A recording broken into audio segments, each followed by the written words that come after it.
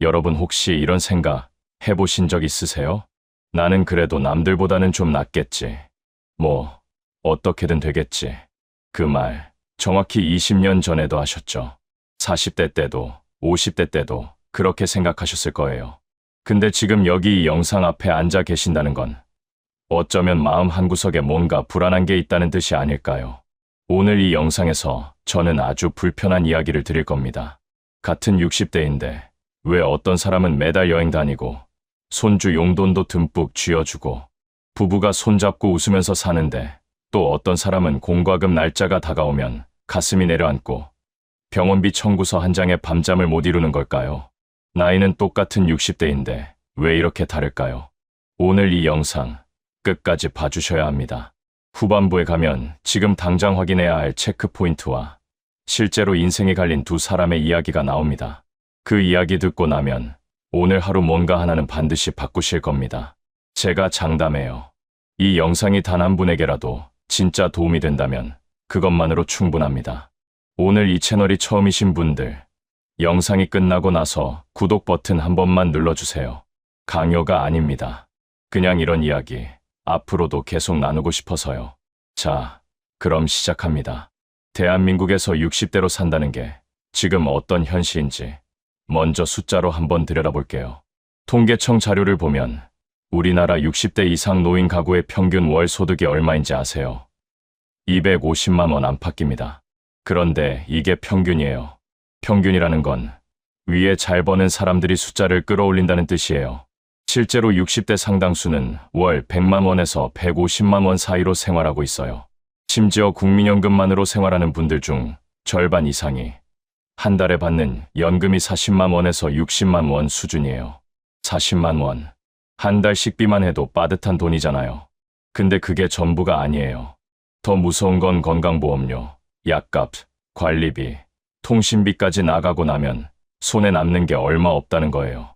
그렇게 살다 보면 어느 날 갑자기 큰 지출이 생기잖아요. 무릎 수술, 치아 임플란트, 자녀 결혼 보태주기. 그 순간 그 분들이 어디로 가겠어요? 은행이요. 은행은 소득 없는 노인한테 대출을 잘 안 해줘요. 결국 자녀한테 손 벌리거나 보험을 해약하거나 없는 살림에 빚을 지게 되는 거예요.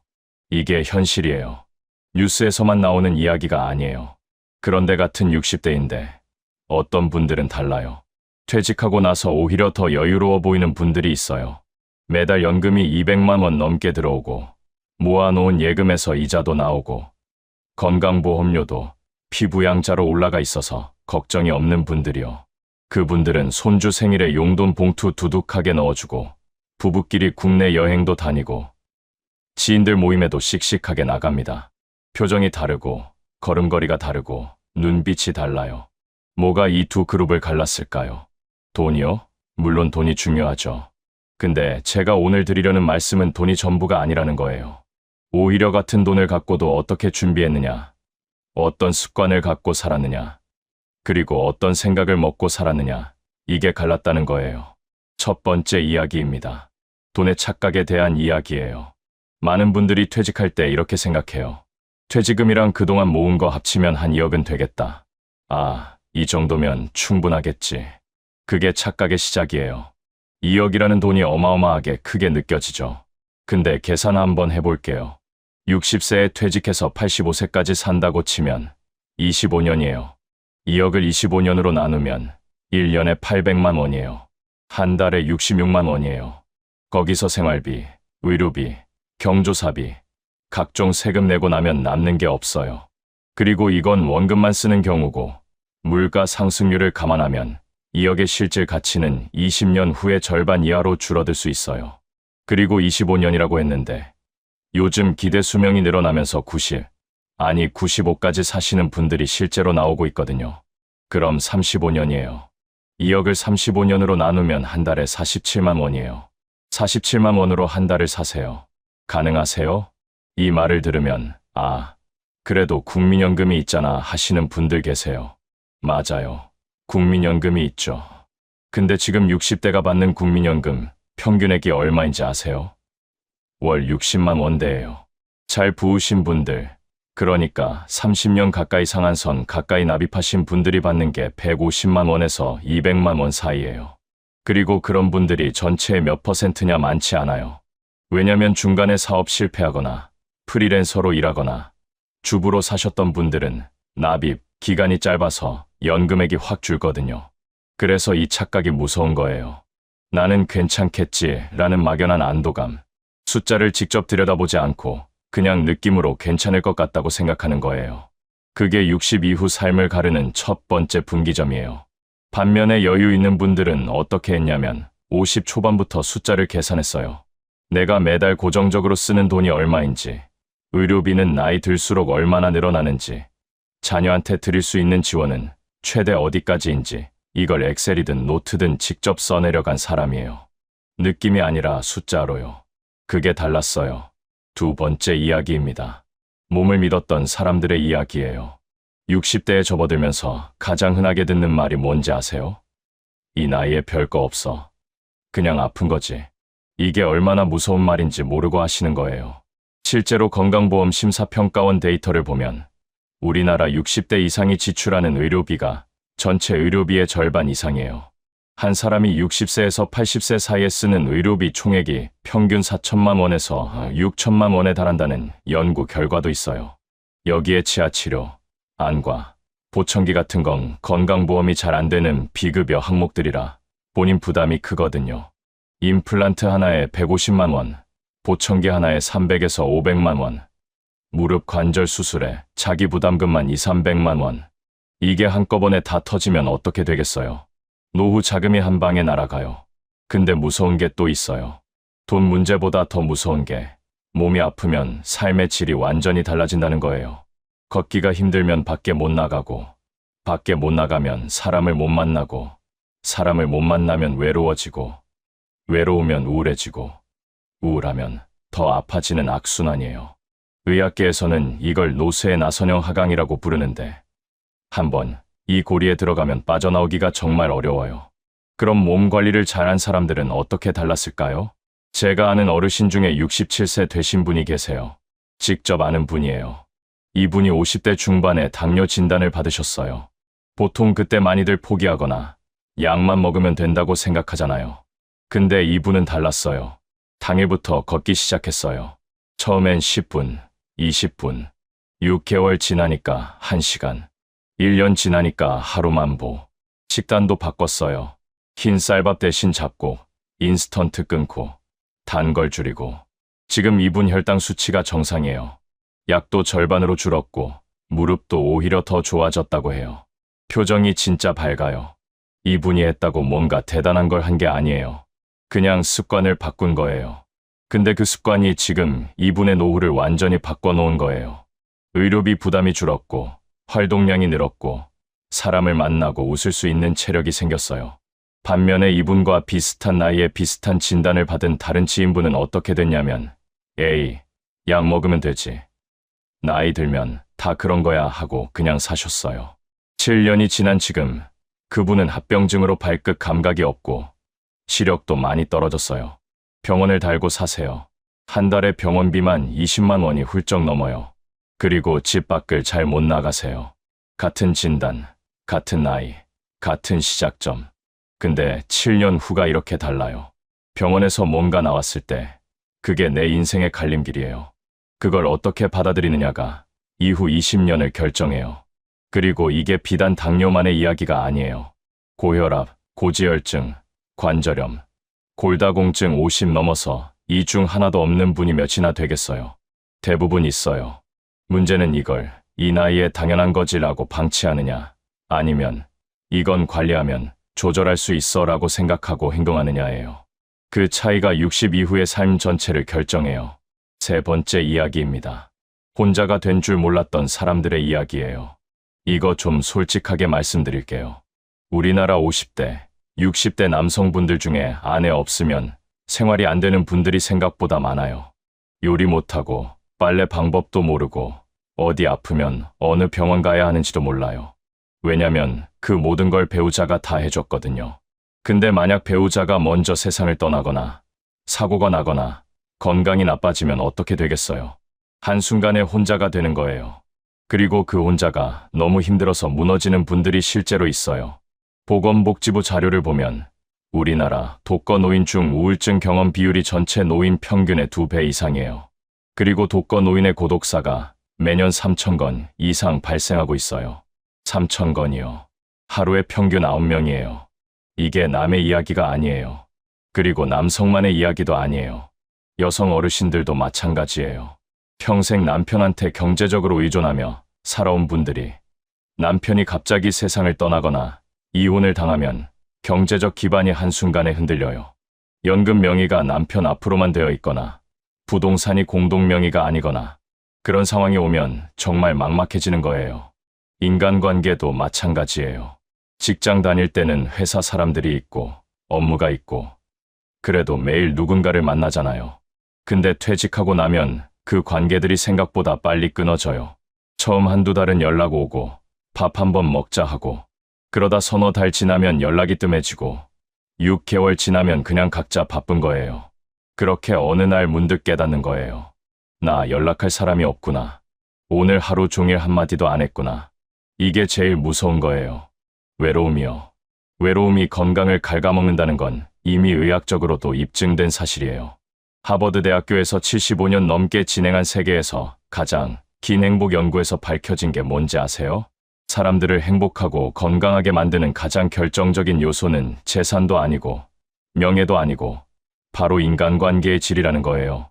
따뜻한 관계 안에 있는 사람이 오래 살고 건강하고 덜 아팠어요. 외로운 사람이 오히려 더 빨리 인지 기능이 떨어지고 더 많이 아팠고 더 일찍 세상을 떴어요. 그러면 여유 있는 60대는 어떻게 인간관계를 유지했냐면요. 퇴직하기 전부터 준비한 사람들이에요. 회사 밖에서도 만나는 사람들을 만들어 놓은 사람들이요.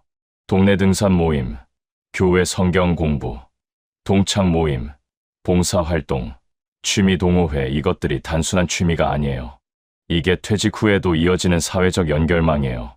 이 연결이 있는 사람은 퇴직 후에도 할 일이 생기고 만날 사람이 생기고 나를 기다리는 사람이 생겨요. 그 사람한테는 매일 아침이 달라요. 반면에 회사가 전부였던 사람, 퇴직하고 나서 집에서 텔레비전만 보는 사람, 내가 이걸 왜 해? 나이에 맞지 않게 하면서 새로운 걸 거부하는 사람, 그 사람은 몇 년 안에 사회에서 지워져요. 스스로 고립을 선택하는 거예요. 근데 본인은 그걸 모르는 경우가 많아요. 그냥 쉬는 거라고 생각하거든요. 자, 이제 조금 더 깊은 이야기를 해볼게요. 돈 얘기, 건강 얘기, 인간관계 얘기했는데 이 세 가지 말고도 편안한 60대와 무너지는 60대를 가르는 결정적인 게 하나 더 있어요. 그게 뭔지 아세요? 바로 배움을 멈추지 않았느냐예요. 이상하게 들릴 수 있어요. 60이 넘어서 무슨 공부냐고 하실 수도 있어요. 근데 여기서 제가 말하는 배움은 대학교 가는 게 아니에요. 새로운 것에 열린 태도를 가지고 있느냐예요. 스마트폰 쓸 줄 아시나요? 유튜브 검색할 수 있으세요? 인터넷으로 병원 예약하거나 기차표 끊거나 은행 업무 처리할 수 있으세요? 이게 왜 중요하냐고요? 실제로 디지털 역량이 있는 노인과 없는 노인 사이에 삶의 질 차이가 점점 벌어지고 있어요. 디지털을 쓸 줄 아는 분들은 건강 정보도 직접 찾고 복지 혜택도 놓치지 않고 은행에 직접 안 가도 되고 가족이나 친구들과 연락도 더 자주 돼요. 하지만 디지털을 모르는 분들은 점점 더 많은 걸 남한테 의존하게 되고 사기에도 취약해지고 정보 격차가 벌어지면서 사회에서 소외감을 더 많이 느껴요. 이게 단순히 요즘 건 잘 모르겠어의 문제가 아니에요. 이미 은행들이 오프라인 지점을 줄이고 있고 병원 예약도 앱으로 먼저 받고 나라에서 주는 복지 서비스도 신청을 직접 해야 받을 수 있어요. 안 하면 못 받아요. 그리고 배움이 중요한 또 다른 이유는 뇌 건강이에요. 의학적으로 새로운 걸 배우는 행동 자체가 뇌 신경, 세포 간의 연결을 활발하게 유지시켜줘요. 치매 예방에 있어서 지적 자극이 얼마나 중요한지는 수많은 연구에서 이미 증명됐어요. 나이 들어서도 새로운 걸 배우는 사람, 독서하는 사람, 퍼즐이나 바둑이나 악기를 배우는 사람, 이분들이 인지 기능 저하 속도가 훨씬 느려요.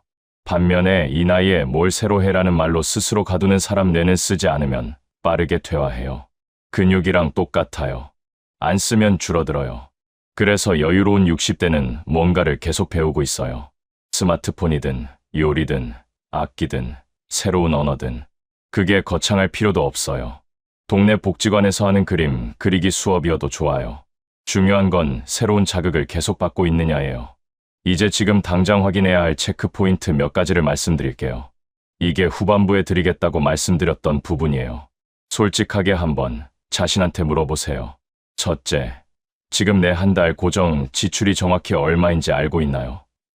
막연하게 한 200이면 되겠지가 아니라 공과금, 식비, 보험료, 의료비, 통신비 하나하나 합산한 실제 금액을 아느냐는 거예요. 이걸 모르면 계획을 세울 수가 없어요. 둘째, 배우자 없이 나 혼자 살 수 있는 역량이 있나요? 남성분들은 요리와 집안일을, 여성분들은 금융과 행정 업무를 혼자 처리할 수 있어야 해요. 배우자가 없어도 생존할 수 있어야 한다는 거예요. 불길한 소리가 아니에요. 대비하라는 거예요. 셋째, 지금 내 주변에 배우자나 자녀 말고 연락할 수 있는 사람이 몇 명이나 있나요? 쉽게 전화해서 밥 한번 먹자고 할 수 있는 사람이요. 그 숫자가 3명도 안 된다면 이건 심각하게 생각해 보셔야 해요. 넷째, 마지막으로 건강검진을 언제 하셨어요? 1년에 한 번 국가 건강검진은 무료예요. 이걸 안 받으시는 분들이 생각보다 많아요. 무서워서 안 받는 분도 있고 귀찮아서 안 받는 분도 있어요. 근데 모르고 있다고 안 생긴 게 아니에요. 모르는 사이에 커지고 있는 거예요. 일찍 발견할수록 치료비도 줄고 후유증도 줄어요. 이 4가지 중에 하나라도 이건 나한테 해당되는데 싶은 게 있으셨나요? 그럼 오늘 이 영상 제대로 보신 거예요. 자, 이제 제가 가장 드리고 싶었던 실제 이야기를 해드릴게요. 박 선생님이라고 불러드릴게요. 이분은 공립중학교에서 28년 동안 국어를 가르치셨어요. 58세에 명예퇴직을 하셨는데 퇴직할 때 받은 돈이 꽤 됐어요. 퇴직금에 명예퇴직 가상금까지 해서 한 2억 5천 정도였어요. 교원연금도 나와요. 한 달에 170만 원 정도요. 그러니까 출발은 괜찮았어요. 근데 박 선생님이 퇴직하고 처음 한 일이 뭔지 아세요? 아파트 인테리어 리모델링이었어요. 한 3천만 원 들어갔어요. 그 다음에 자녀 결혼 자금 보태줬어요. 둘이니까 합쳐서 5천만 원 들어갔어요. 그 다음엔 아내가 여행 가고 싶다고 해서 유럽 패키지 여행 다녀왔어요. 500 넘게 나왔어요. 이 정도면 그럴 수 있다고 생각하실 수도 있어요. 근데 문제는 박 선생님이 이 돈이 줄어드는 속도를 실감하지 못했다는 거예요. 퇴직한 지 3년이 지났을 때 통장을 들여다봤더니 2억 5천이 1억 2천으로 줄어 있었어요. 3년 만에 1억 3천이 나간 거예요. 그제야 정신이 번쩍 들었죠. 그런데 그 시점에 박 선생님 무릎이 좋지 않아서 수술을 받아야 했어요. 본인 부담 250만 원이 나왔어요. 그리고 얼마 뒤엔 아내가 유방암 초기 진단을 받았어요. 다행히 초기라 수술로 잡았지만 치료비에 간병비에 한 년 가까이 거의 1,000만 원에 가까운 돈이 나갔어요. 58에 퇴직해서 64에 통장 잔액이 5천만 원 아래로 떨어졌어요. 연금 170만 원으로 생활하는데 아내 약값만 한 달에 30만 원이 넘어요. 관리비, 공과금 내고 나면 한 달 생활비가 빠듯해요. 여행은커녕 외식도 주저하게 됐어요. 박 선생님이 지금 후회하는 게 뭔지 아세요? 그때 3년 동안 내가 너무 함부로 썼다. 그리고 내 건강 관리를 안 했다. 아내 건강도 진즉에 같이 챙겼어야 했다. 그리고 아이들한테 너무 많이 퍼줬다. 이 3가지예요. 이분이 나쁜 사람이에요. 전혀요. 자녀한테 잘해주고 싶었던 거고, 열심히 살았으니 즐기고 싶었던 거고, 설마 건강이 이렇게 갑자기 무너질 줄은 몰랐던 거예요. 이제 다른 분 이야기를 드릴게요. 김 과장이라고 불러드릴게요. 이분은 제조업 중견기업에서 부장까지 하시다가 62세에 퇴직하셨어요. 퇴직금이 박 선생님보다 훨씬 적었어요. 한 1억 7천 정도였어요. 국민연금은 한 달에 94만 원이에요. 박 선생님보다 출발 여건이 더 안 좋았어요. 그런데 이분은 퇴직 2년 전부터 준비를 했어요. 먼저 지출 내역을 쭉 뽑아서 진짜 필요한 것과 습관적으로 쓰는 것을 분리했어요. 그리고 퇴직 전에 적은 비용으로 살아보는 연습을 6개월 했어요. 한 달에 120만 원 안에서 살아보는 거예요. 처음엔 힘들었다고 해요. 근데 6개월 하다 보니까 생각보다 살 수 있더라는 거예요. 오히려 뭐가 정말 필요하고 뭐가 필요 없는지 명확해졌다고요. 그리고 퇴직하기 전에 동네 주민센터에서 하는 텃밭 가꾸기 프로그램에 등록했어요. 처음엔 어색했대요. 나이 들어서 이게 뭐 하는 짓인가 싶었다고요. 근데 거기서 만난 사람들이 지금 진짜 친구가 됐어요. 매주 2번씩 만나고 수확한 채소를 나누고 같이 밥 먹고, 이분이 퇴직하고 제일 행복한 순간이 그 텃밭 가는 날이래요. 건강 관리도요. 이분 혈압이 좀 높거든요. 근데 약 먹으면서 동시에 걷기를 매일 해요. 날마다 5,000보 이상은 꼭 채운대요. 날씨 안 좋으면 집 안에서 제자리 걸음이라도 한다고요. 이분 지금 67세인데 체중이 퇴직 때보다 3kg가 줄었어요. 혈압약 용량도 줄었고요. 돈은 박 선생님보다 적게 시작했는데 지금 삶의 여유는 김 과장 씨가 훨씬 더 많아요. 매달 지출을 조절할 수 있고 심리적으로 불안하지 않고 친구들이 있고 몸이 괜찮으니까요. 뭐가 달랐을까요? 출발 자본이 아니에요. 준비했느냐예요. 그리고 준비한다는 게 거창한 게 아니에요. 숫자 들여다보고 습관 하나 바꾸고 사람 한 명 더 만나는 것. 그게 전부예요. 자, 이제 마지막으로 오늘 당장 뭘 하면 되는지 딱 3가지만 말씀드릴게요. 첫째는요. 오늘 저녁에 한 달 지출 내역을 써보세요. 거창하게 엑셀 파일로 안 해도 돼요. 종이에 써도 돼요. 고정 지출이랑 변동 지출 구분해서 써보세요. 이걸 쓰는 순간 지금 내가 어디에 있는지가 보여요. 둘째는요. 이번 주 안에 전화 한 통 하세요. 오랫동안 연락 못했던 친구한테요. 친구 없으면 동창 모임이나 동네 커뮤니티 검색해서 하나만 찾아보세요. 한번 나가보는 거예요. 어색하면 어색한 대로 나가보는 거예요. 그 한 번이 인생을 바꿔요. 셋째는요. 국가 건강검진 기간 확인하세요. 매년 받으실 자격이 되시는 분들 많아요. 건강보험공단 홈페이지 들어가시면 내가 올해 검진 대상인지 바로 확인할 수 있어요. 이 3가지예요. 오늘 하루에 다 안 해도 돼요. 근데 하나씩은 해보세요. 오늘 본 영상이 그냥 스쳐 지나가는 영상이 아니라 진짜 내 삶에서 뭔가 하나가 달라지는 계기가 됐으면 좋겠어요. 60이라는 나이가 끝이 아니에요. 이제 막 다른 챕터가 시작된 거예요. 어떤 챕터가 될지는 지금 이 순간 뭘 선택하느냐에 달려 있어요. 오늘 이야기 길었죠. 그래도 끝까지 봐주셔서 진심으로 감사합니다. 오늘 드린 이야기를 한 줄로 정리하면 이거예요. 같은 60대라도 숫자를 알고 사는 사람과 느낌으로 사는 사람이 다르고, 몸을 챙기는 사람과 방치하는 사람이 다르고, 연결을 만들어가는 사람과 스스로 고립되는 사람이 달라요. 그리고 그 차이가 쌓이면 5년 후, 10년 후에 완전히 다른 인생이 돼요. 지금 당장 뭔가 크게 바꾸지 않아도 됩니다. 오늘 딱 한 가지만 해주세요. 통장 들여다보든, 전화 한 통 하든, 걷기 10분 시작하든 그 하나가 시작이에요. 여러분의 오늘이 내일보다 더 나아지길 진심으로 바랍니다. 다음 영상에서는 퇴직 후 실제로 생활비를 줄인 분들이 어떤 방법을 썼는지 구체적인 사례로 들려드릴 예정이에요. 기대해 주세요. 오늘도 봐주셔서 감사합니다.